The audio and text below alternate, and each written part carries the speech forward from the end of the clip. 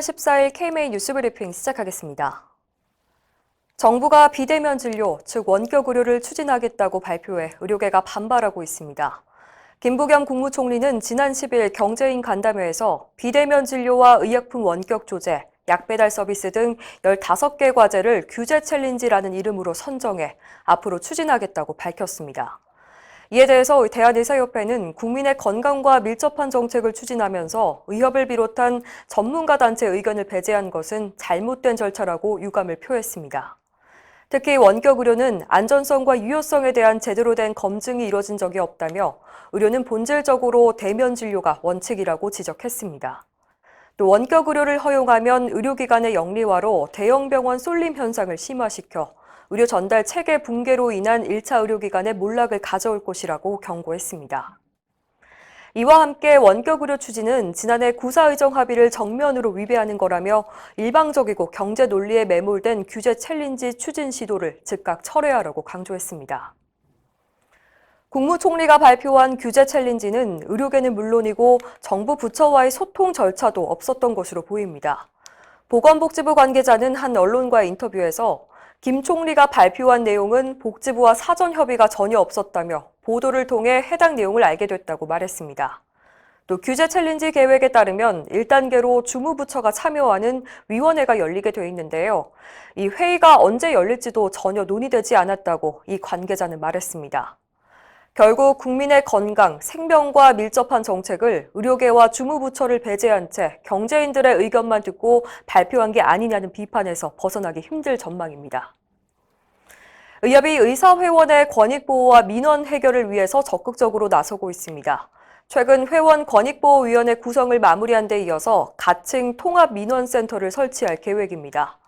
민원센터는 16개 시도의사회에 지부를 두고 회원들의 각종 민원을 현장에서부터 신속하게 해결해 나갈 방침입니다.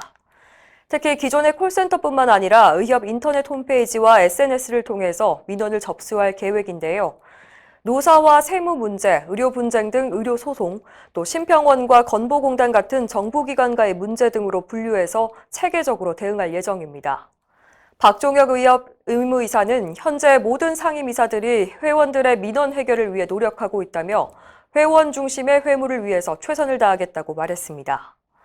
한편 전국 16개 지역의사회 회장들은 12일 제1차 시도의사회장 회의를 열고 회원 권익보호위원회 구성과 운영에 대한 의견을 교환했습니다. 건강보험심사평가원이 공정한 심사를 위해선 의료계와 소통하고 공감해야 한다는 지적이 나옵니다. 이필수 의협 회장은 심평원 학술지 기고문을 통해 그동안 심평원이 의료기관의 불신을 받게 된 건 지나치게 공정성과 전문성만을 강조한 나머지 의료기관의 입장을 충분히 반영하지 못하고 의료계와의 소통을 강화하지 못해서라고 지적했습니다. 또 국민의 의료비 부담을 덜어주는 것도 심평원의 중요한 기능이지만 의료기관의 고충과 의료 현장의 현실을 감안해 의학적인 근거를 토대로 심사와 평가를 수행하는 전문적인 기능도 반드시 필요하다고 밝혔습니다. 이 회장은 의료기관과 소통과 협력을 강화해 나간다면 심평원 본연의 기능과 역할을 한 단계 높일 수 있을 것으로 확신한다고 강조했습니다. 코로나19 백신 접종이 활기를 띠면서 정부가 방역 완화 정책을 내놓고 있습니다. 오늘부터 스포츠 경기장의 입장 인원이 거리 두기 2단계 지역에선 현행 10%에서 30%, 1.5단계 지역에서는 현행 30%에서 50%로 대폭 늘어납니다. 그동안 100명 이상 들어갈 수 없었던 대중음악 공연장도 다음 주부터는 최대 4,000명까지 입장이 가능해집니다. 이에 대해서 이재갑 한림의대 교수는 현재 백신 접종은 60세 이상에서 많은데 거리 두기가 완화되는 장소는 주로 젊은 층이 이용하는 곳이라고 꼬집었습니다. 7월에서 9월 사이에 젊은 층을 중심으로 큰 유행이 일어날 수 있다는 우려입니다.